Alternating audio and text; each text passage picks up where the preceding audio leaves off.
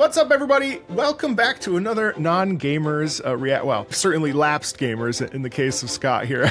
We listen to video game music for the first time in like 20 or 30 years. I'm joined today by a person I did not know before I cold messaged them, Scott Gendel. Hi, Scott. How are you? I'm doing great. How are you, Marco? I'm really great. Thank you so much for joining me on this. It's always like really fun. I know you have not watched any of these series before because you said you were a sponge. Were you able to resist? Yeah, I watched the one you sent me with Kathy Kelly, who I love. All right, yeah, she's amazing. I didn't watch the rest of them because I was like, I'm gonna start incorporating the things people say, and then I need to have fresh ears. Yeah. Okay, perfect. Well, so the game plan is, as always, to just crash through a bunch of music and a variety of styles. Now, of course, given your piano background and your compositional background and your singing background and your choral background, so I tried to grab a whole bunch of stuff that I hopefully will be interesting. Some stuff is kind of weird. Some stuff is pretty piano heavy. But why don't you give the folks watching just like, I don't know, the 90-second breakdown of who you are, if it's possible to do in 90 seconds. Sure. I mean, like a lot of people, I think I've got the career in 17 different directions. So I'm about 50% a composer on commission. That's part of my living. I also am the principal vocal coach and pianist for Madison Opera here in Madison, Wisconsin. That's about another 30% or so. And then the other 20% is everything. So I play in some bands. I am the music director for Opera for the Young that does touring shows to elementary schools. Cool. I have been a music director for musical theater a bunch of times. I sing in a professional choir. I sing tenor. Yeah, I do some weird arranging for rock bands now and then. Just a lot of random stuff. It's kind of a whole bunch of randomness. But mostly I'm a composer who works in like vocal music and opera and choral music and stuff. And then I work with opera singers as a coach a lot. I guess you don't really. Okay, so I was a singer, a tenor, full lyric tenor for as if I don't still have that voice, but yeah. You're still a singer. Yeah.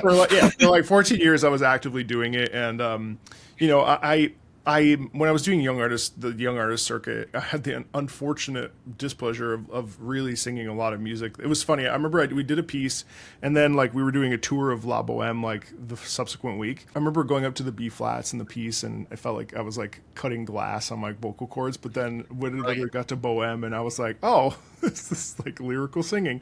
What's the like sort of trick like for composition for whatever it may be? Like, what's the trick for writing like beautiful lyrical music? You know. Like, I find that sometimes it can be very like. I think there are a lot of composers out there who sort of have studied instruments in orchestration class and sort of lump voice in there, and they're like, oh, well, I see what the high note is they can do and the low note is they can do. And voices are so much more complicated than that because the way you approach the note and the kind of vowel you have on the note and all that stuff is just so affects how possible it is and how good it sounds. So I think there's something to being a singer myself, and also I sing everything that I'm writing, including things for instrumentalists. Like I think it's going to sound better for instrumentals too if you sing it. And I think just having the feel of it and like knowing how things approach, and it's very different from person to person in certain ways, but I mean there's certain things I think people don't think about when they're writing for voices. They're just like, here's a nice tune, but like thinking about the way that the vowel affects how you can get to it, or the way that, you know, how far of a leap up to the note changes the way the note works, or if you hang out up there too long, how exhausting it is, even if it's a really comfortable range, and all that stuff that is like really complicated. And it like, because I think I have the complicated sort of 8-part career, it means like I spend all day hanging out with singers, so I sort of get used to it in my head. It's so conscious. Like I hear singers all day long and I know what they like to I'm like, oh, they like singing that part, great. I should write something like that. Yeah I can steal that. That's really cool what Puccini did there. It's fine. I can steal it. No one else is doing it. I might as well. I mean that's super interesting. How much of so when you're writing a variety of pieces, and can you remind me, so you're writing a pretty substantial composition right now, right? I have this huge piece I'm working on for Madison Symphony in 2027 that's going to be with like a giant symphony orchestra and a huge pipe organ and the big symphony chorus and a youth choir and 3 awesome vocal soloists. Wow. It's going to be like a 40-45 minute symphonic monster. And it's kind of taken over my entire brain. Does that have like a story, or is it more of like absolute where it's just like it's all based on the national parks. So it's sort of there's sort of 5 movements in the center of it that each one's based on the first 5 national parks, and there's sort of humanist takes on the national parks. Oh my God, cool. Vincent, the librettist, wrote this really awesome libretto, and I'm really excited to put it together. Huh. So when you're combining these things, like, you know, I haven't had too many composers on, so I have to ask these questions. Like, yeah. How much is like context like important? Like, obviously, if we're, you know, the libretto has the story laden throughout it and the text, and like we're matching things. But like, how important is emotion and context and like the story experience? Because right now we're about to listen to a bunch of tracks out of context. So like, how important do you think that is in the process compared to like, say, just like writing? Like, how are you choosing to write what you're writing? You know what I mean? I'm much more comfortable jumping off of someone else's idea than starting with a complete blank slate. Like, I see a complete blank slate and I panic a little bit. Yeah. It's part of how I end up in vocal music is like, you have words to play with and you have a story and you have like a dramatic shape. I'm big on the sort of long-term dramatic stuff. Mm-hmm. So, you know, like I see in the words, I'm like, oh, cool, there's this shape that's going to happen from here to like 20 minutes later. I want to bring that back. And it needs to have this sort of journey to get there. And it sort of gives me a structure to play with. I always joke, I work 90% on enthusiasm. I get really excited really easily. I'm very excitable. And so like seeing someone else's words or like hearing some musical idea, I'm like, oh, cool, let me do this with it. No, I'm going to take it over there. And then like, so I get really easily carried away. And I like, it's the thing I really love about vocal music in part, and it probably makes sense for video game music too. Like there's a story and there's something there that like gives you a thing to jump off of and have an idea that you can run with. Or you're like, oh, I have this sort of image in my mind. What would that image sound like musically? How can I make those translate? And like gives you a place to start. Because if it's just like, you can write anything, go, it feels really stressful to me. Like, I mean, yeah, for sure. Yeah. how much does your like piano background sort of factor into it? Because you have a background in piano. Yeah. I still play piano a lot. Yeah. Right. Like how much does that factor into your like sort of like process or in, like? Don't let it factor in too much. Like I think if the problem is there's things I really like to play. Yeah. And so if I sit down and try to write at the piano, then I'm just going to write what feels nice, which sometimes is good. You know, like sometimes I have bigger ideas I want to get across, and I know if I sit down at the piano, it's just going to settle into like what feels nice and what sort of makes sense in my hands. Yeah. And if I'm writing a piano part, then I rely on that more. But if I'm writing like orchestral music, I don't want to get too caught up at the piano. Yeah. But I play stuff at the piano just to like, after I've written it, once I'm in the editing phase, it's nice to play at the piano to like feel what it feels like to make that phrase work or something musically. Absolutely. Because otherwise it's just too abstract. You know, I need to like feel the feeling of the thing. Okay, cool. Well, let's dive into a bunch of stuff. You know, if you have questions about context, some of these pieces I won't have context, but some of them are choral, some of them are dynamic music that changes as we go. There's a lot of classical stuff in here, but I think I may change that since we've just talked. So we'll kind of just wing it and fall on our faces as we go, and it'll be fun. Okay, cool. Well, since your next piece features a lot of organ, there's a game called Warhammer 40. Do you know about Warhammer? Okay, I know about the tabletop Warhammer. Is there a It's so the IP it's in video games too. Okay. And so this is from 40K. I didn't know there was also a video game. Yeah. Oh yeah. Oh, there's like there's a lot. I had some friends who got real deep into the figurine painting. That's what was All right, yeah, you get it. So there's the Mechanicus. The Mechanicus is like a faction in the Warhammer world. And anyway, so the Children of the Omnissiah. This is a track from 40K Mechanicus, and it features a lot of organ, and it's just amazing. And I'll be curious to hear what your perspective on it is as we start. This is the 20-minute version, which we're not listening to. Imagine.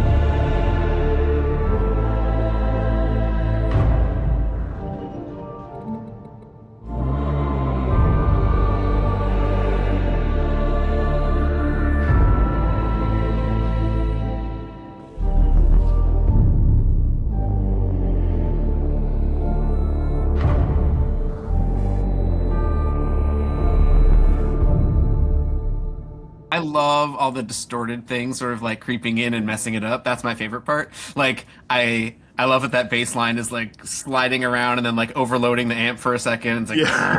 it's like that's the best thing about it for me. Like I love that there's that one spot at the end where like it's like Yeah, yeah. yeah, I was like, oh, that's great. Like, because I feel like the basic thing of it is really simple, but then there's all these like it's like got cracks forming in it and breaking down. The choral stuff is weird. Like again, things I don't know about how they record video game music now. Like the choral stuff, I have no idea if there are words in it or if it's just sounds. I think in this case, I actually don't know. It does sound like it wants to be Latin, whether or not it actually is, or Maybe. it's some sort of a distorted kind of. I don't know. It sort of sounds like you have like a choral recording in a box, and you're like occasionally opening the box to let a little sound out. Yeah. Which is kind of a cool effect. Like it's kind of like for me, I'm like, what are they saying?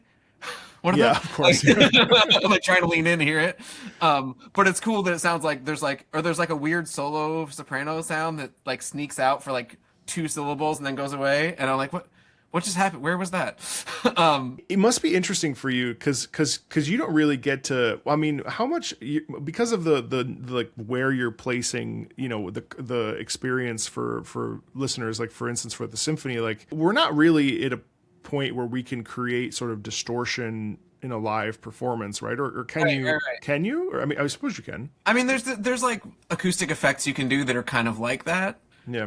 There's like that cool stuff like percussionists can do where like they hit a cymbal and then lower it into a bucket of water and it gets distorted crazy. Yeah.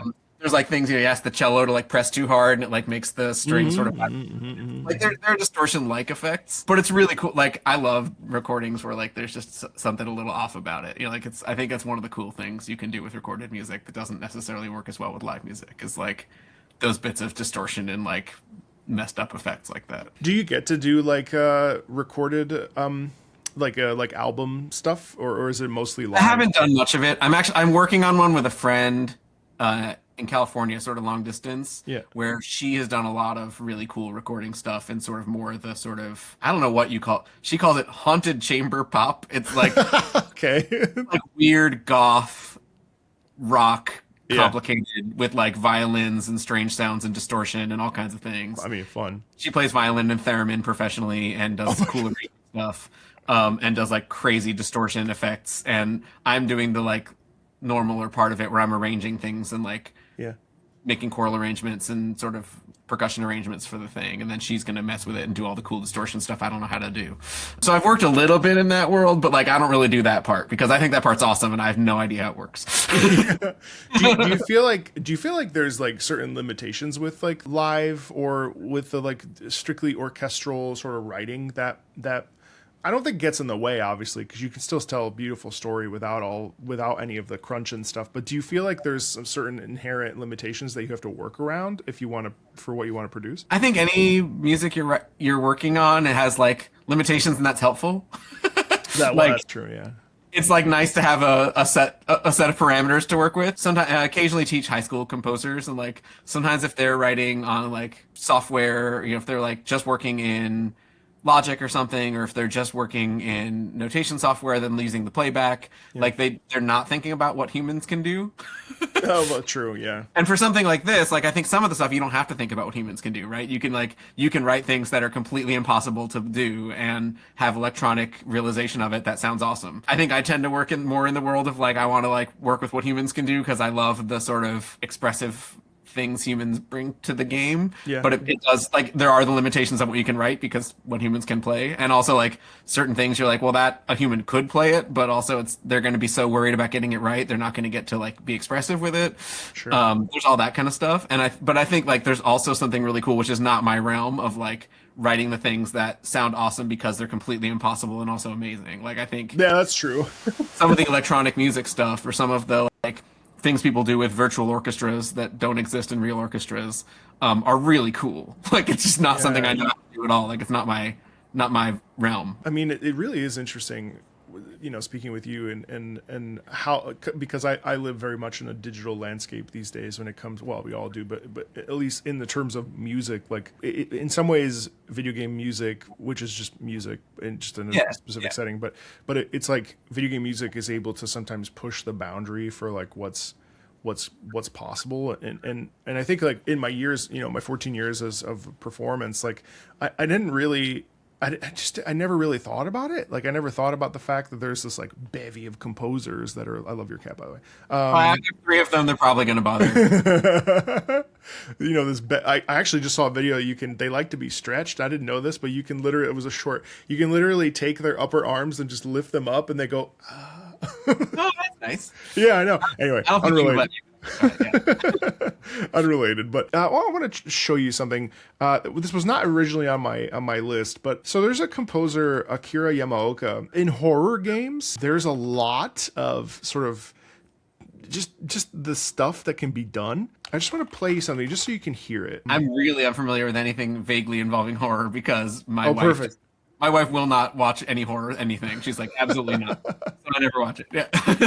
All right, perfect. Basically, Silent Hill is... That one I've heard of. I've never played it. But I've heard of it. And, it's funny because it's really, really uncomfortable and unnerving. And the music does such a great job of just causing this feeling of horrific tension. And it's just so unnatural and not something that we're kind of used to hearing, and it's just really genuinely just so unnerving. So this is like super industrial. Like it has a lot of crunch to it. It's not like your standard horror where it's just about jump scares. Like it's actually like your wife goes missing and you need to you play a character and you just have to go find her, and you enter into this Silent Hill, which is this town, but everything is covered in fog. The further you progress, you start to uncover like the reality of the situation is not what you thought. If I was ever going to make a video game, which I've been kind of contemplating recently, I would make it into like a psychological horror game about my experiences in the opera world.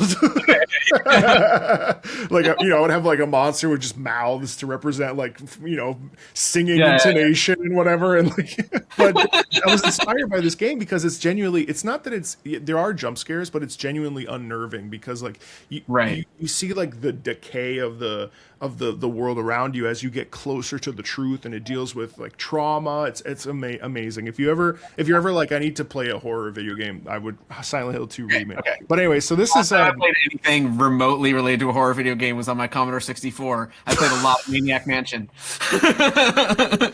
Which one? Maniac Mansion. Maniac Mansion? I kind of want to hear music from that. It's quality. Do you feel like, because that's the last, I mean, you've heard some of the greatest hits and you've played NES and SNES, but in Commodore 64, but like, do you ever, well, A, do you ever miss video games? And then B, I don't know, did the music ever stand out to you ever? Like it was I feel like, at least from the little bit I gather, like music for video games was such a different thing when I played a lot of video games. Like it was usually these little 1-minute things that just kind of repeated. Yeah. Like there's some of it I have really fun memories of. Like, like I'm always going to sing those little Super Mario theme tunes in the Zelda. I played so much Zelda. Oh my God. But like the original Zelda. Like, the first 2. Yeah. And then I sort of fell out of things. I briefly, like 10, 15 years ago, downloaded one of those like Humble Bundle things where they had a whole bunch of indie games. Yeah. And I played a few of them and they were fun. I didn't really have the sound on though. It like didn't strike me that the music was that much a part of it. Like I think so much of my experience was like I had endless music that like I was listening to, and the video game music was like the same little 1-minute thing on repeat. So I would always just turn the music off and play, and that's how I continued to play video games. And like, which is normal. I mean, like a lot of people don't have the music on because and so I think like, and I still play like dumb games on my phone, but I haven't played like seriously involved video games in a long time. But I played a few of those indie games, like maybe that was 10 or 15 years ago now. Like I loved playing Braid. Braid was awesome. Oh, wow. Yeah. I mean, wow. There was one called And Yet It Moves that was super cool. Mm-hmm. That was like a side scroller, but you got to rotate the whole world 90 degrees. Yes. It was really fun. Like it was more of a puzzle game though. I'm into the puzzly games. I haven't played the like really like narrative games. Have you ever played Portal? No, I've heard it's awesome though. It sounds up my alley. Oh, you would love it. Yeah, you would love it. Okay, well maybe I'll have you listen to it because there's actually an opera aria in Portal too. It's one of those like anybody who has like met me and we've talked about this stuff is like, you should play Portal. You'll like Portal. But I don't know. I haven't played. Yeah, I haven't gotten involved in it. I did the other video game thing I did a bunch of was back in college. I worked in the computer lab, which this was the 90s. This is when nobody had computers. Like we didn't have computers in dorms. And there was just the computer labs where you had to go to check your email. And I worked there because that was the only place you could check your email. Yeah. Yeah. I worked there in the summer, and I did some mudding online. If you remember MUDs, I don't know if you know. No, I don't know what MUDs are. MUDs are. It was. I think it stands for multi-user dungeon. It was like the first version of online role playing with other people from other places, but it was just text. Whoa. It was text only on multiplayer online role playing stuff. Before they could figure out how to do that with images or music. Yeah, or yeah, anything. yeah. And it was just like these text descriptions of people coming together and like exploring dungeons and fighting dragons and stuff. Oh my god. And it was pretty cool. I mean, the thing is that like retains its coolness. Yeah, it was pretty neat. Like I had a good time with that. I got really involved in the summer because I was working at the computer lab at my college, and there was basically nobody ever came in. You deal with like one person. Yeah. One person every hour would come in the summer because nobody was there over the summer. Yeah. And otherwise, I just had to be there on staff in case someone came in. So I was like, well, I guess I'll just play video games all day long. You got paid to play MUDs. Yeah. And because it was like text only and there's no time pressure, I could just be like, oh, sorry, I got to deal with the person who came in. Yeah. Wow, that's like the definition of like role playing, you know? Yeah, it was like really old school. It was kind of like doing tabletop role-playing games, only it was online with random strangers. But do you do tabletop, or have you ever dabbled in D&D and stuff? I dabbled, but never got super into it. I did a little bit in grad school. I had a friend who was an English major who like was designing his own thing where he was like writing a book and he wanted us to try out scenarios for his book. So we were all like playing characters in the universe he was writing. It's one of those things that like I just haven't been able to find time for it. Yeah. And I sort of went down other paths with my hobbies, but it always I'm like, oh, that's cool. Yeah. All right, cool. That also informs what I want to do today, so that's good. So I finally found the Silent Hill song. We probably won't listen to the whole thing because it's kind of painful. But this is just to give you an idea of like where we can go in terms of like sound design, and this is actually from Silent Hill 1, which was on the PlayStation in like the late 90s, and this is called My Heaven. Same concept. Guy can't find his daughter. He goes into Silent Hill. Weird, horrible shit happens.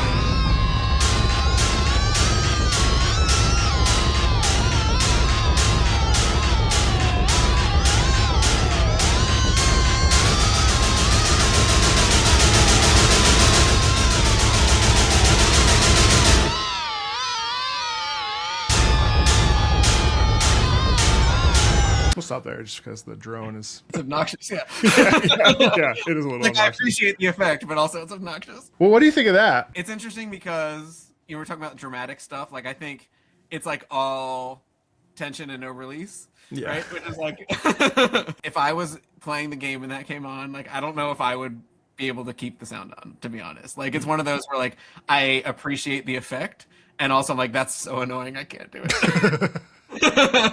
But I was into the drums. I was like, I wanted it reminded me of, like, again, I've listened to way too much weird music. I listen to everything on my spare time. Reminds me of when I used to listen to Skinny Puppy back in the 90s. I don't know Skinny Puppy. They were working in that same vibe as Nine Inch Nails, but way more unhinged. Really? Okay. Yeah. What's a good example so I can play it? I can't play it on the thing, but anything. There's an album called Too Dark Park that was awesome and is completely incomprehensible and incredible. All right, let me just listen to. Oh, actually, this sounds amazing. I'm just listening to Tormentor. Okay, yeah, cool. Okay. Great. Yeah, I see. All right, this is a conundrum because all right, you're totally changing my whole. I have a whole plan here that I have to change. Okay. Carry on. But this, like, I was enjoying. Like, I think the drums are really cool, and they almost got going, and then they would just stop. And that drone is like, it's very effective. I mean, it freaks me out. Like, yeah, I appreciate that. And also, I'm like, oh, it's so obnoxious. I can't do it. Yeah, like, I wanted it to like fade out and then fade back in until I like there's that thing where like you start to tune it out if it happens too much for me. Yeah. So I'm like, I like wanted it to be there and then like fade away and something else happen, and then for it to come back in and be like, nope, I'm still here. You're like, yeah. To create a little bit of extra sense of tension. It's like a thing I think about sometimes with composing stuff, where like if you keep the tension up too much, it sort of you sort of get used to it. Yeah. And it's like more tense if there's like a wavering, which it's really effective with the drums, what they're doing there that way. Where like they could have just kept the whole time, right? But they're like trying to like sneak it out, and then there's like suddenly nothing but the voices, and then like the stuff comes back in, and like you can't get too comfortable with that, which I think is awesome. But also it's like weird because it's the static on the radio, so it has that like weird, like I think it's kind of interesting to use the like frequency finder as like a metric for like tension. Oh, is that what it is? Like the radio tuning? Is that what I think so? It's like, yeah, I'm pretty sure. Well, I can see that. Yeah. Either way, I absolutely get you. All right, fine. You know, I've got something weird. I just heard this the other day. So okay, wait, what game is this from? Hold on, I gotta remember. Oh, it's from Corru.Observer, and I'm pretty sure Corru.Observer is a web-based. Yes, it's a game. It's a web-based game that, just like the MUDs, you can play on. Like I just opened up the link for it, and I'm literally like looking at it right now, and you can just play it on the browser. That's interesting. So this is called Jokzi Ozo. Okay, I've heard it one time. I highlighted it. I don't remember. Great. I don't know anything about it. So it's weird though, and I think you'll probably dig it. So it's a little bit longer, but we'll listen to the whole thing and talk about it afterwards. Sounds cool.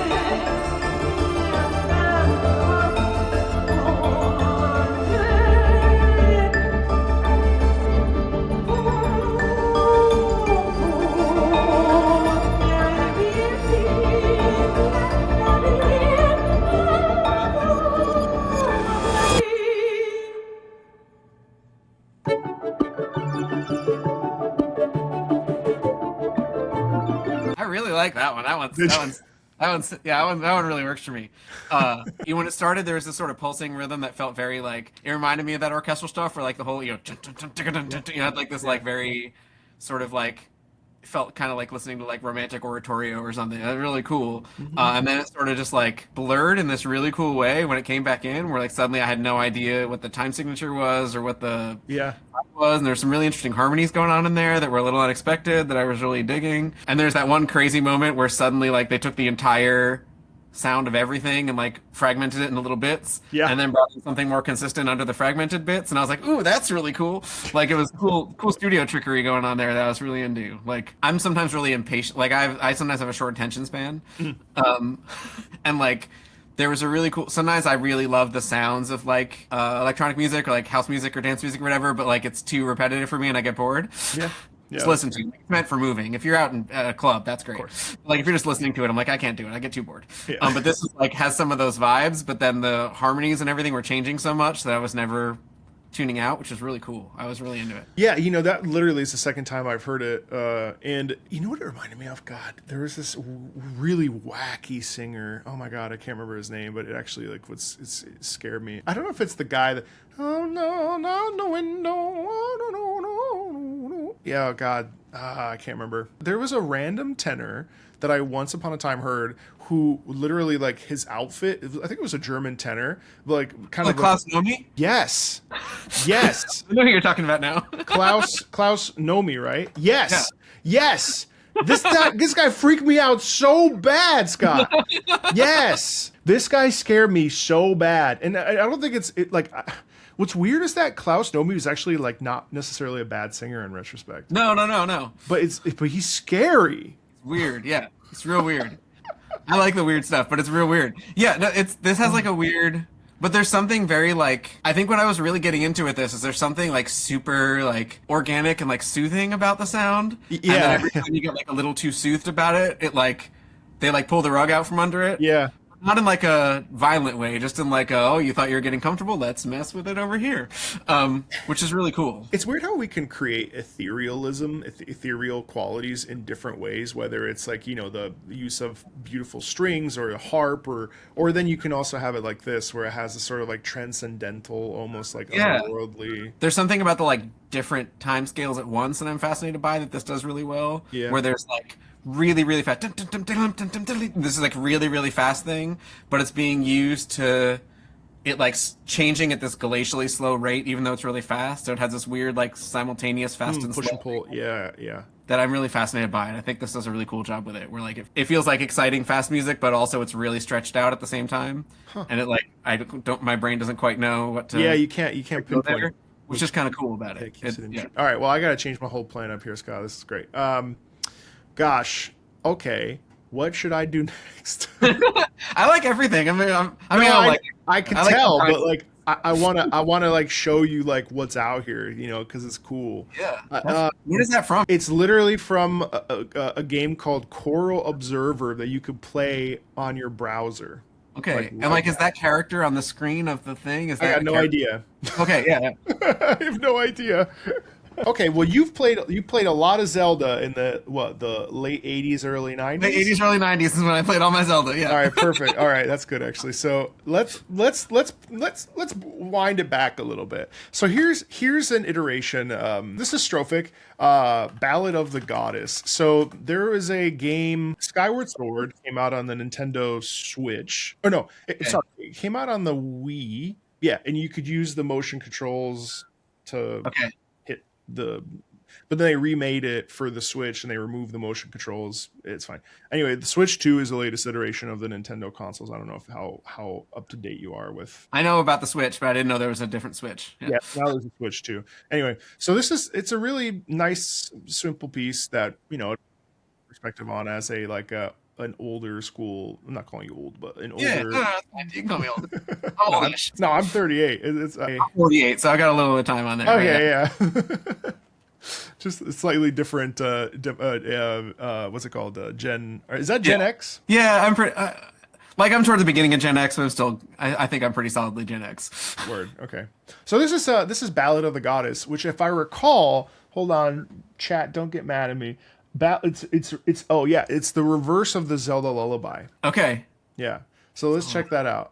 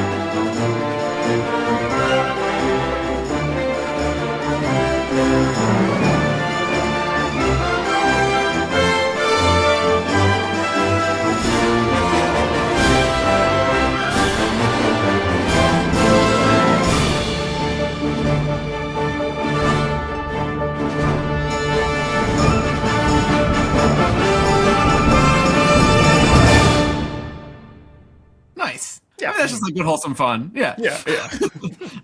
I'm fascinated as a composer nerd. Like I'm fascinated by the different levels of everything, which I know is not the thing I'm probably supposed to be listening to. No, that's but fine. but like the harp at the beginning is as loud as the entire brass section later, which is like really weird for my brain. Yeah. Like when the brass section came in, it feels like a little underwhelming to me in a way because like the harp has just been turned up so high that like the brass section comes in and suddenly it's softer than a harp, which I'm like, well, that's weird. Like, but also like it's cool. Like it's cool to be able to mess with those levels that way, but it messes with my brain a little bit. Like it took me a second to like get into the orchestral vibe of it because when the orchestra started, I was like, why is it so quiet?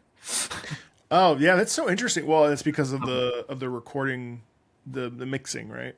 Yeah, I guess it's the mix. Well, I don't know. Again, things I don't know about how video game music works in this era. Like, is that an orchestra playing or is that virtual instruments? That's a real orchestra, yeah. That's No, real there orchestra. there is a lot of virtual, VST instrumentation that definitely Yeah. exists, but like that is, as far as I know, a real I was orchestra. trying to figure out with the harp because I was like, all those rolls sound really, really even to the point where I was like, maybe that's a virtual, but I can't tell.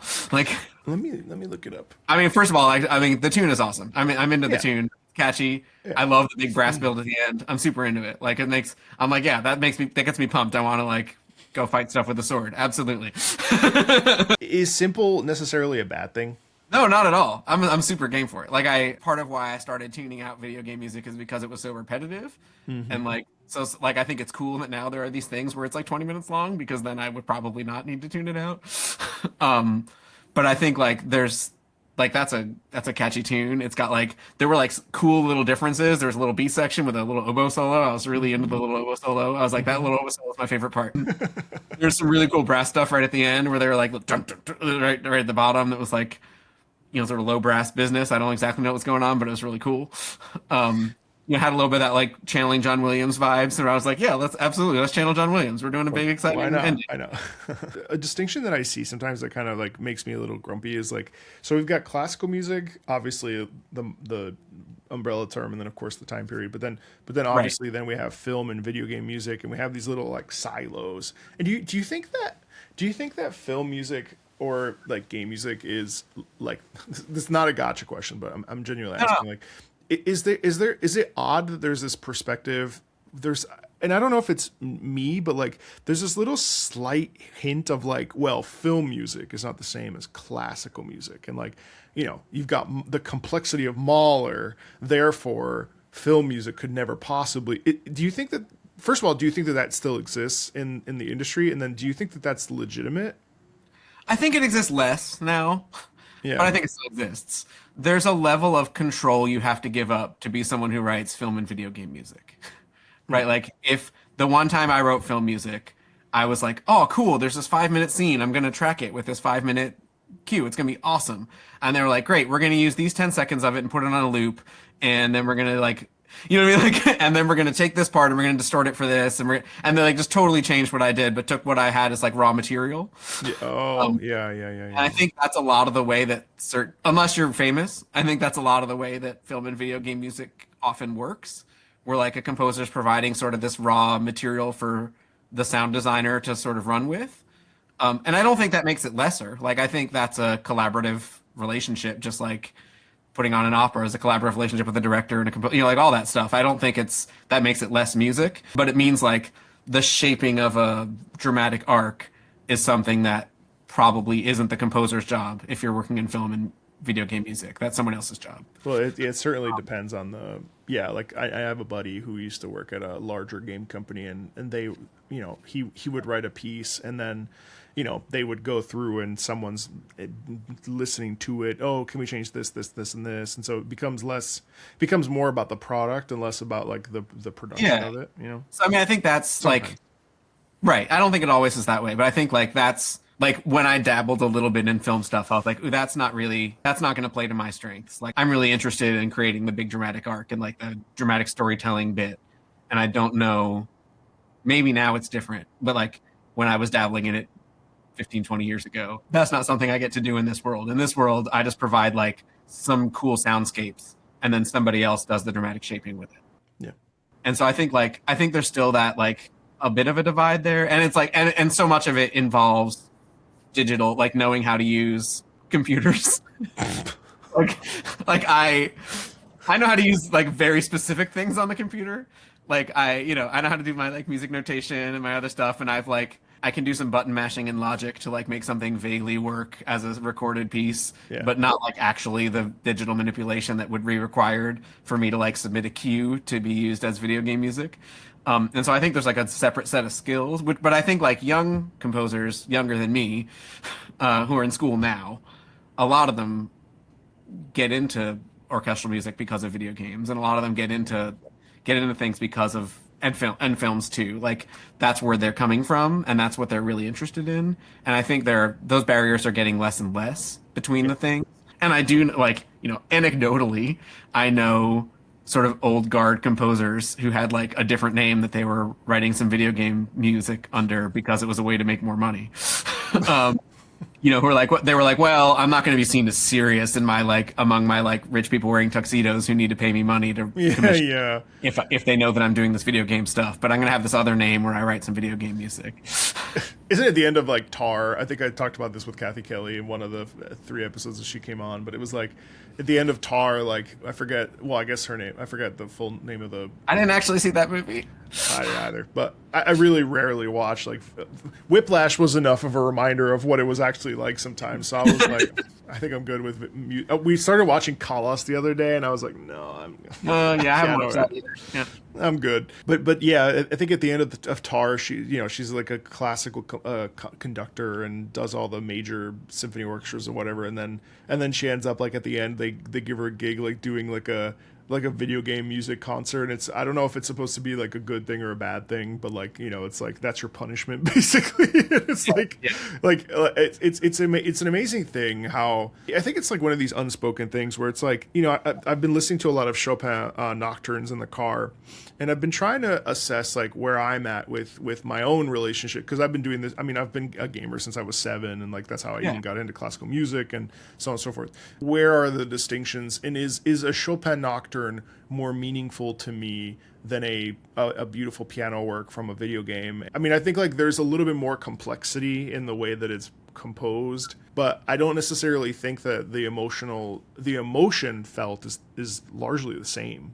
So It's like, well, So why is it that Mahler or like whoever, Strauss is held up to this pedestal, but then like we are not holding up these other composers that are equal, which is why I do this series, because not everyone's as open minded as you, and it's like, well, you know what I mean? Like, I don't know, it's a very interesting. Yeah, it's interesting, and I think the thing I bristle against a little bit when I've messed with this kind of music is sometimes that like you have to stay on the click track, right? And like you can't like. A thing I love about working in classical music is the thing where like somebody wants to hold a note a little longer because it's just like really blooming, then they can.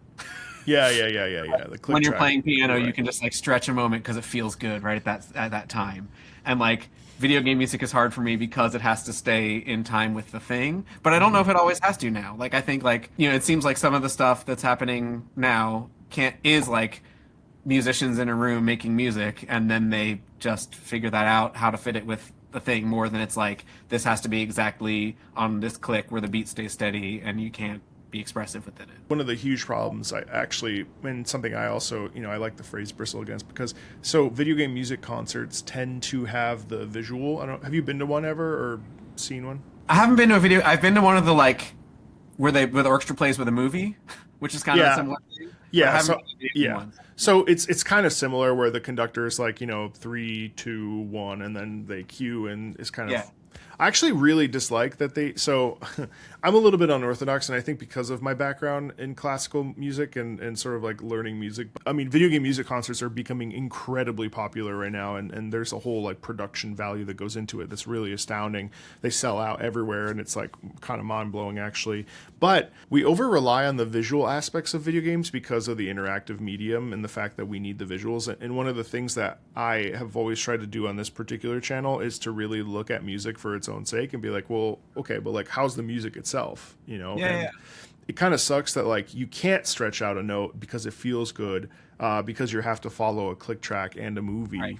I mean, I agree with you. Like the thing that I like have trouble with sometimes with that stuff, and like I think like. But it seems like now that's loosening a little bit, which is really cool. Like I appreciate that about it, because I think like especially because I do opera stuff a lot. Like I love that about opera, how like you just have like the conductors are so tuned in to like, oh, this singer, they clearly have a little extra juice here. Let's like give them this second to like really let that note rip into something cool. Yeah. Or they need to like save up a little bit. Why don't we move through this part and get a little more exciting? I'm feeling super excited right now. Let's make the orchestra go a little faster. Let's push them a little back past where they can really do. And I feel like that's harder in video game music genre. But I think it seems like some of the newer stuff, it gets to happen more, which is really cool. Yeah. Do you want something weird, or do you want something more? Ooh, I don't know. Do you want a little bit more standard? Do you want like a rock ballad? Like you sure. See? All right. So I just played this for another person, but it made me re-fall in love with this theme because it's crazy. Let's do this. Happy Chaos. Happy Chaos, great. Yeah, all right. That's my motto in life, pretty much. So this is from a fighting game, like think like Street Fighter or Mortal Kombat. I assume these things. So this is an anime format, an anime style, and it's called Guilty Gear Strive. And so this is the theme that plays when you select your character. If you're playing, I guess it depends on. I guess you always hear this music in the background if you're playing as like a specific character. But so this is Happy Chaos. It's kind of crazy, and we'll just go for it. Okay.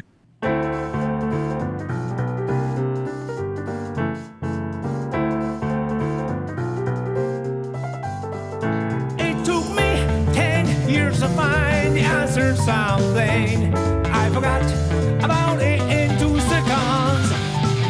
That's about it.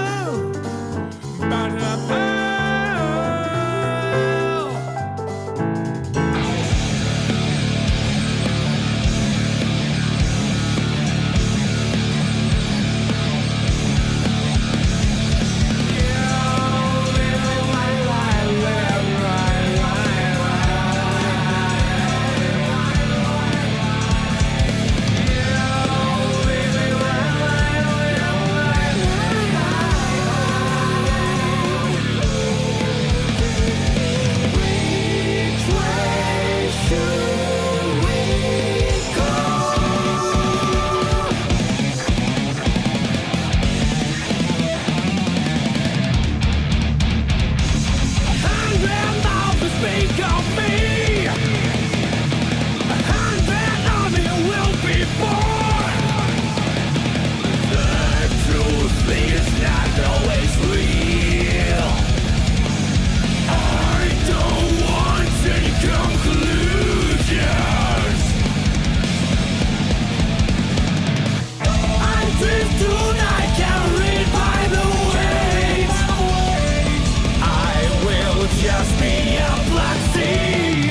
I drift tonight, a finite one, and the infinite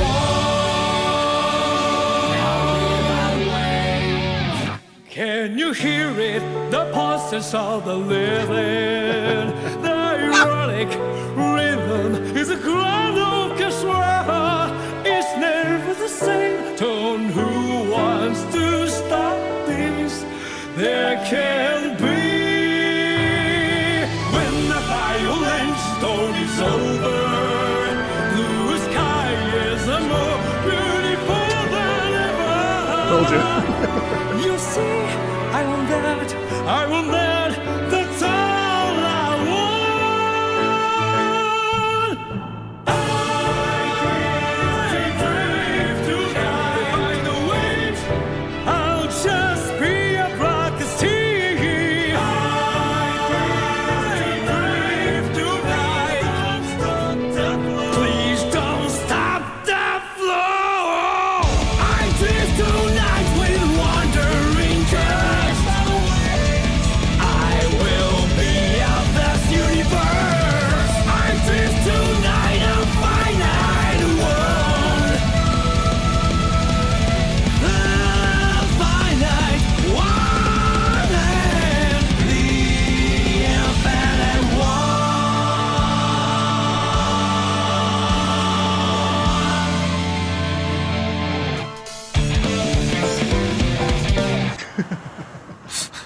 What do you Nice. think of that piece? That's awesome. All right. Big Dream Theater energy. Yeah, actually, yeah, that's true. That's true. I have so many questions. All right. So, like, how does that work in a game? I don't even understand because it feels like it needs the whole 6 minutes to make sense. So it'll play until I think I can show you an example. It'll play until basically until the fight ends. So it'll just stop as it stops. So Okay. if the fight goes 3 minutes. Like, that's what I'm fascinated by that I can't quite make sense of in my brain. It's like, to me, it's like there's like two verses that go from like jazz to kind of Van Halen Yeah. vibes to like the super proggy Dream Theater craziness, and then back again, and then like this is the second time, and then at the end, and then there's like that crazy like big orchestral like suddenly it's Queen. this super Queen ballad, yeah, with like full orchestra, and then the ending is awesome. I love that whole last like 2 minutes. I was like, yeah, let's do it. Yeah. But like, to me, like, the ending is what made the rest of it made sense. And so like it's weird for me to think about hearing the first 2 minutes when you're choosing a character because I'm like, oh, but I want like it like it's finally satisfying at the end. Then it like Well, so I think one of the things that kind of happens is when these kind of games release, because these games also, because the internet, as you know, is like there are people that live online and they just we get what we get now is we get essentially like full tracks of the songs, and so people will actively like look for the track of their favorite character or a new character that releases, listen to it, and then what's fun is, and I've been doing this myself, and then I'll go into the game and you hear it and it's like you already have the sense memory of it, so then you're fighting right. and then the whole thing kind of becomes this like synthesized, like it's a synergy, which is really cool. But yeah, you wouldn't necessarily hear the whole thing unless the fight goes that whole length. It's like a thing I'm fascinated by. Maybe it's designed to be also heard outside of the game in a way, because like I'm fascinated listening to it because I'm like, well, that feels like such a story being told over the course of 5 minutes and 47 seconds, it looks like. Yeah. And like it's so hard for me to imagine that also then being like the background to something. Because I'm like, I want to like feel the satisfyingness of the conclusion when I hear that being sort of like so manic you don't quite know what to do with it in your brain, and then you can sort of like but maybe it's designed in part to like you're like, wait, what was happening, and then you go listen to it on YouTube or whatever. I suppose that's the funnel that I never even thought about until right now. But yeah, I feel like that's one of the options. You know what I mean? I'm sure. I think there's also a music player in the game itself. I can't remember off the top of my head, but like But so this is. I also think that Guilty Gear has had like a pretty sizable musical history as well. So I think one of the things that kind of happens is that there's some games have like an implicit, like when you listen to a certain game, you just know that the soundtrack is going to be what it is. And so I think it's one of those games where it's like people recognize and understand that the music is also really a huge part of it. And so they automatically kind of have like an expectation in their brains for it, you know? Yeah, it's really cool. Like I was really enjoying how there's like the little bits of like the sort of like lounge jazz vibe. Yeah. And then like, they like bring some of the riffs from the lounge jazz part into the like metal part, and I was like, yeah, absolutely, let's go. Like, one of my 5,000 things I listen to in my spare time is some like weird metal stuff, and like I feel like they're totally like, there's some bands that are like just catching up with this, where they're like starting to be like, oh, let's like get a little bit of jazz in there, it'd be cool. But like this has there's such like wild manic energy in that's really fun. Like I feel like it gets you super hyped because it's so like, it just doesn't stay still. It's like constantly going in different directions. It's like it's like the inside of my brain when I've had too much caffeine. I was like, yeah, let's go. It makes me think of another track. Oh, should we do this? I think so. There's another track that's really cool. This is pretty much like, have you ever heard Bury the Light? No. Okay, good. All right, so have you ever heard of the game Devil May Cry? I don't think so. It sounds kind of familiar, but maybe that's just, I haven't played this one in a while, but this is one of the most, because you like metal and you like this kind of stuff. So this is called Bury the Light. It's a battle theme actually for Virgil, one of the like sort of an anti-hero of well, they're all kind of anti-hero. Well, the anti-hero of Devil May Cry 5. Yeah. I'm excited because I haven't heard this in a while. So all right, let's do it.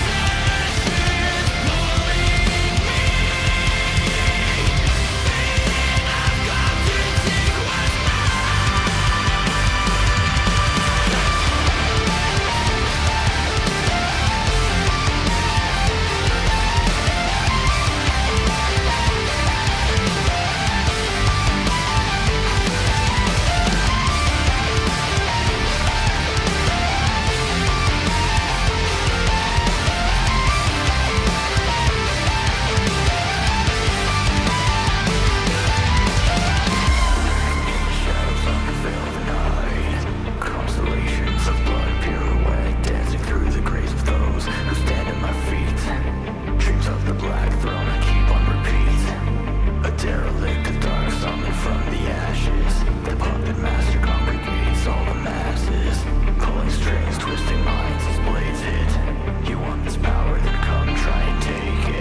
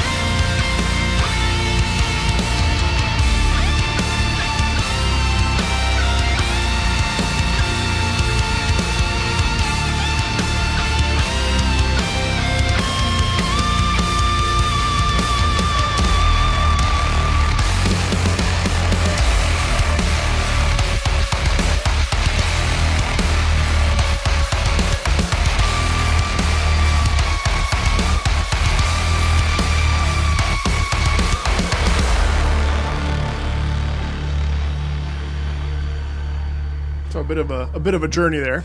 Yeah. There's certain things about it I'm really into. Like there's that one major chord in the chorus that makes me really happy. It just like suddenly is like super bright in like a really like uncomfortable way. Yeah. Which reminds it like it's like a thing I'm obsessed with in opera all the time, which is very similar to me, where like you bring in like the prettiest, happiest sounding chord at like the worst possible moment of like the most terrible thing that's gonna happen, and it just feels like icky and awful. Yeah. Like what I'm obsessed with Verdi about. And I'm like, exactly what's there. It's exactly like right at just like the nastiest part, it's like the brightest, shiniest chord. Like it's like the creepy rictus grin or something. Yeah. I mean I really love that breakdown like 7 minutes in where like there's just those it's like super atmospheric and the drums are just like hitting random things out of nowhere and you don't know what they're gonna be. It's awesome. Yep. Again, this is probably just my taste. I kind of felt I was like, this would be like a really great 5-minute pop song. Yeah. And I like wasn't sure. I don't know. Like I tuned out a little bit a few times because like, oh, okay, we're doing this thing. Yeah. But that's just my own personal taste. But like it's a cool groove and I love how it like sort of is hanging out between like sort of like catchy poppy metal tune and like it's got that bit of like I don't know the different subgenres of the electronic stuff, but like all the different like electronic bass, a little like dubstep business going on or like whatever it is, and the which is cool to like blend those in interesting ways. I agree with you. I do think that like halfway through, even I tuned out, and I've heard this. You know, I've heard the track a lot, obviously, but it's one of these like anthems of video games where it's like everyone talks about Bury the Light. It's like one of the, and I do think that it's a great piece. It's cool, and I don't know like how much it. Again, like things I don't know about how video game music works. Where like, is this? It's kind of like for me, if I try to like put on an opera recording without the opera there, I'm gonna get bored most of the time. Like, I need all the elements. So I don't know if it's like, if it totally like as a 9.5 minute song, if it's a 9.5 minute song where there's stuff happening at the same time, I probably wouldn't get bored. Right, exactly. Well, and that's an interesting, thing too, right? Because it's like what I've always been sort of fascinated by is how each of us come to like media individually. Like for me, I tend to like to listen to stuff before I see it because it kind of allows me to, because right now I'm on a big anime binge. Like I've just started watching anime for the first time. And so like I'm finding myself, I don't have as much to say if I'm watching what, like there's, sometimes a piece of music will play that's so luscious, so beautiful, very orchestral. So I feel like it really connects to like what I know, but I can't say anything about it because I've seen the visual, and so it kind of pulls me away from the imagination. Kind of like watching Lord of the Rings now. It's impossible for me to not, when I read it, I'm always thinking of like Elijah Wood as Frodo. You know what I mean? But which is not a bad thing, right? But Right. But so I tend to approach things with like a basis of zero context, just so that I can like sort of absorb it. But I hear your point where like, yeah, this would feel differently having played the game and like doing the combat with the music as like the total like the Gesamtkunstwerk of it all. Right, because like it's a multimedia genre in a way that way. Like where I'm like yeah, like if I'm just listening to that, I get a little bit like, okay, I've heard this before, it's fine. But like if I was listening to that while doing other stuff, which is the design of it in a way, then like I totally wouldn't. I'd be like, it's like it's super, it gets you super hyped up. It's got a really good like amp up toward the end where like again, just listening outside of context, that ending amp up, that guitar solo is like, oh, it's a little bit of an underwhelming guitar solo. But it might not be, like it might not be if you're like feeling the sweep of like, oh, suddenly there's just the fight's getting intense or like whatever. Like it might work together that way. So I'd be curious to see how that works. Is there merit to listening to music in this format? Where we're sitting down and just listening to it for the sake of its sake? Totally. I mean, I think it's a complicated thing where like, I think like it's really cool for me. I'm loving listening to all this music out of context. I think it's great. Like I don't know any of this stuff. It's like a whole, just this whole world of music I've never really paid any attention to, and I love learning about new things. Like I'm constantly like, ooh, what's this obscure genre that I've never heard the name of before? Let's listen to that today. Like it's great. I love it. Again, I'm kind of a sponge, so I'm like, ooh, cool, new things to listen to. Yay! I'm like a magpie, finding little shiny things. That's usually actually more the metaphor I go for than sponge. Magpie. Because I'm a magpie. I'm like, ooh, shiny. Yeah, like that's very much my vibe. And I think like there's like that's really fun for me. I think like it's interesting for me because it is a thing I tell people about opera the other way around sometimes, where I'm like, if your experience of opera is hearing arias on the radio, that's not really what it is. Like that's cool, I like that sometimes, but like that's missing the thing where it's part of telling a story, and like the thing I think it's so good at is that big storytelling. And I don't know how true that is of like I haven't played enough of these kinds of video games to know like whether part of how this music is working is like, well, that music's okay on its own, but it really shines when it's part of this big arc of playing this game for 20 hours. Well, it's certainly, I mean, I think it would be undeniable to say that it does influence that experience for sure. And I think like it's different than classical music and opera, where like you kind of need the music obviously to like tell the story, right? Which is different than musical theater, of course, but even that obviously is musical theater.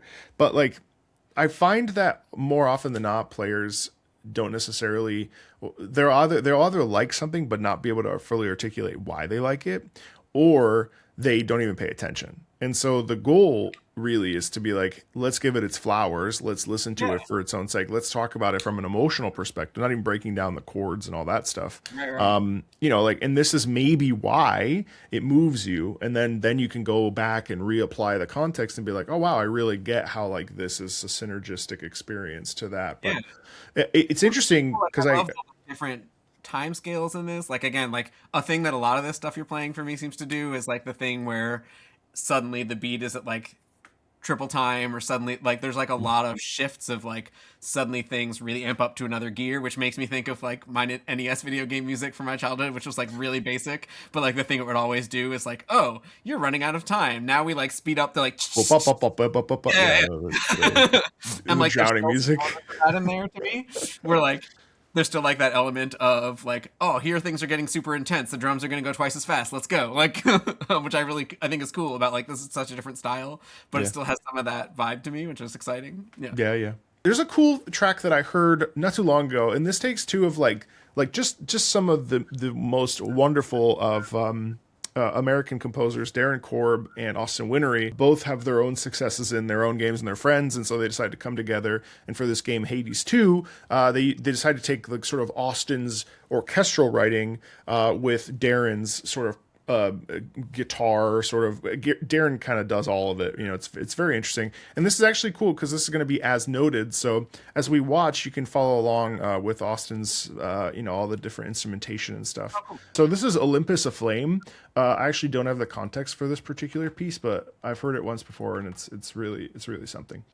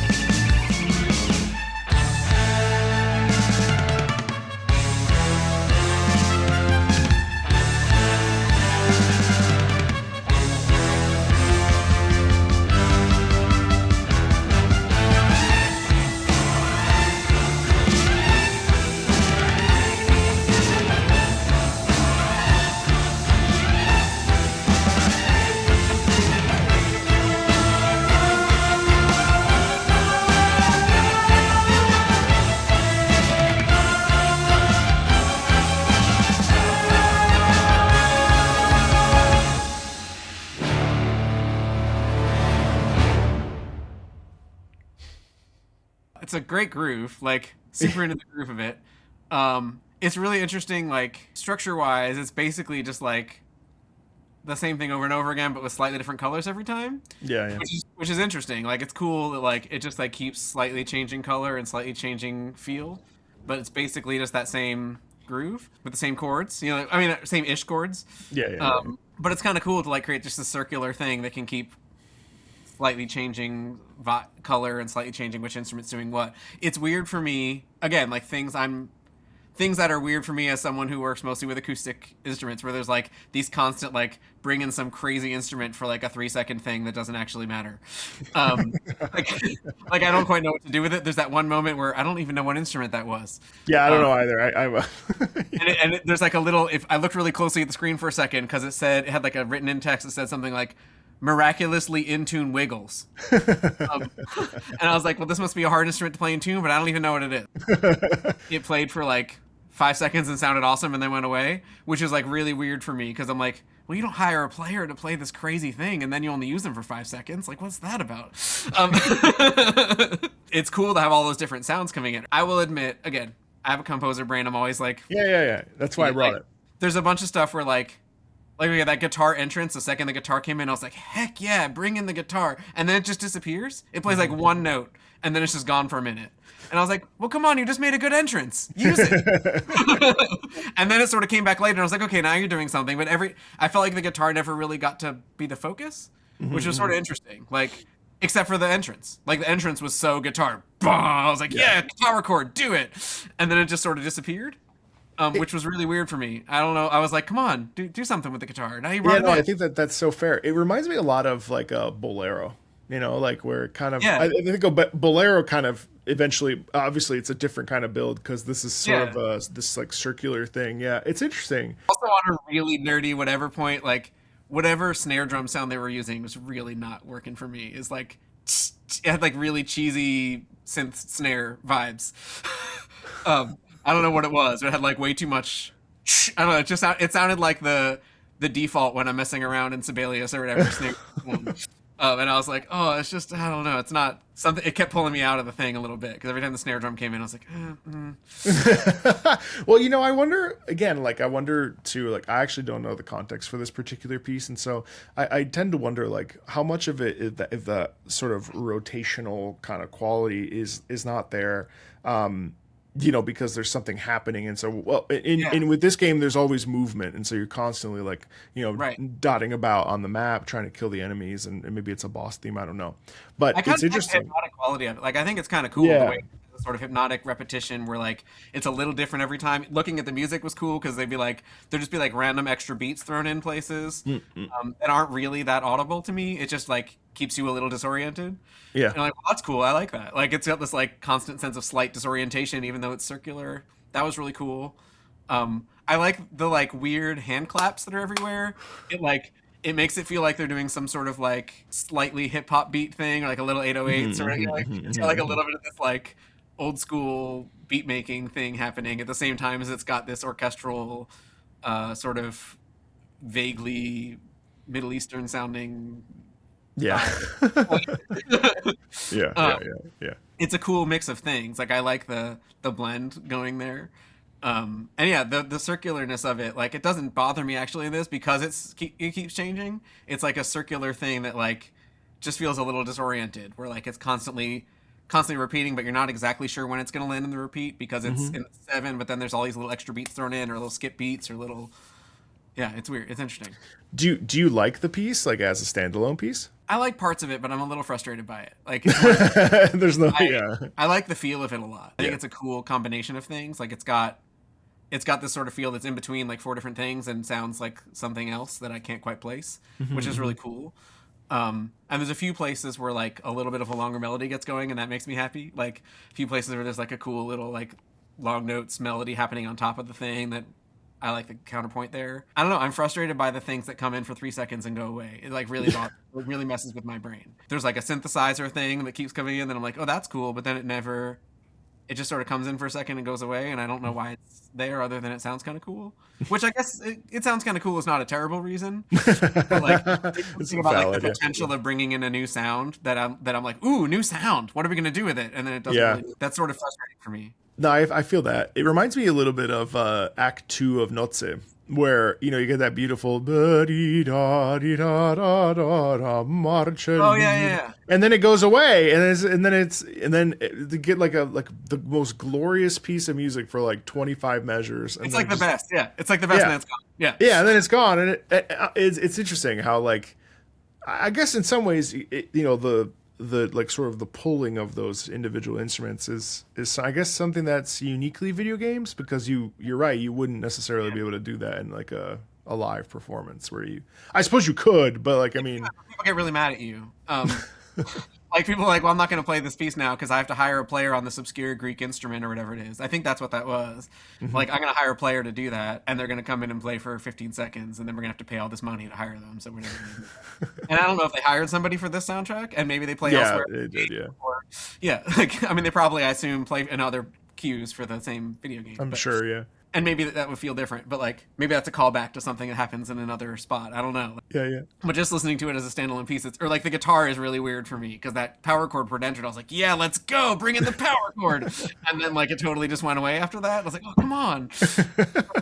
Background a few times. That's fair. That's fair. We've listened to a bunch of music, and I have one more piece for you. But just for the sake of discussion, like, this was an interesting challenge for me, Scott, because we didn't know each other before this, and so Yeah, no, I wasn't sure what you were gonna like. Yeah. Yeah, nice to meet you too. I guess my question is, like, you know, obviously you have some experience with video game music, and you have lots of life experience when it comes to writing and playing and everything. So, like, what's your sort of takeaway from all of this so far? I mean, I think like honestly, the biggest one is like there's just so much music I don't know about. What I really appreciate in a lot of the stuff you're playing is it's really blending different styles that I don't hear blended very often, which I appreciate. Like, so much of this stuff reminds me of like taking what's happening in film music now, but also blending in some metal, and then also blending in some like anime synth stuff, and also blending in some like hip hop things, like also just like blending all this stuff together into new things, which I think is really cool. Yeah. And like I'm curious to check out more of it for that reason, in part because it's just like bringing in lots of different influences without really trying to keep boundaries between them, which is really fun. I would say that's probably like one of the greatest distinctions is the fact that it doesn't it colors outside the lines. I mean, the other thing, I think like the orchestral stuff is interesting to me in part because it's like taking all of the, I gotta be honest, when I came in I was like, well, here, like, if it's gonna be orchestral stuff, it's gonna be like my expectation, which I knew you were not gonna meet, but like my expectation in my brain is like it's gonna be 20 different versions of this is kind of like Carmina Burana but not, which is like the thing you hear in all the trailers, you know, like Yeah. and like I don't think it's that, but like there's something about like there's so much of this that feels like it's taking the like moment of the climactic moment of a piece and just like expanding that climactic moment into an entire 8-minute thing, which is kind of cool. It's challenging for me in my brain sometimes, but also I think it's neat. Like, I think like that's the part that like when I listened to orchestral music when I was like a teenager, that was like absolutely the parts I liked the best. Was like, when's the part where the orchestra plays and it's really loud? That's awesome. I love that. Can I have more of that? And I feel like music ran with that in a way, based on what I'm hearing. Like, they're like, oh yeah, you know those parts you like of the orchestral pieces where everyone's playing loud all the time? Let's make that the whole thing. Let's go. You know, there's like part of me that like bristles against it a little bit, and then there's part of me that's like, yeah, that's fun. Like, that is the best part. Like, let's go. Well, actually, I'm going to change my ending piece again, just because I've never had this happen. I've had to change. I've had like 8 different ideas for what to play throughout this entire thing, and I've had to change each. I think I've changed each single piece. Yeah, I have, except for like 1 or 2. So that's fine. You know what? No, I'm not gonna. I'm gonna play a different piece. All right. So this is a battle theme. But it's not going to be Carmina Burana, just to spite you. That's good. I was going to play I assumed it was not going to be that, but that's what I was expecting in my brain. Was like what I've heard is like, you know, like everything sounds like Carmina Burana. Yeah. Well, that's such a fair, such a fair assessment. But for the sake of argument, I'm going to play you. Do you like jazz? Yeah. All right, Ward. Okay, so this is Battle from Xenoblade Chronicles 2, Torna Battle. And yeah, this is, well, you'll see.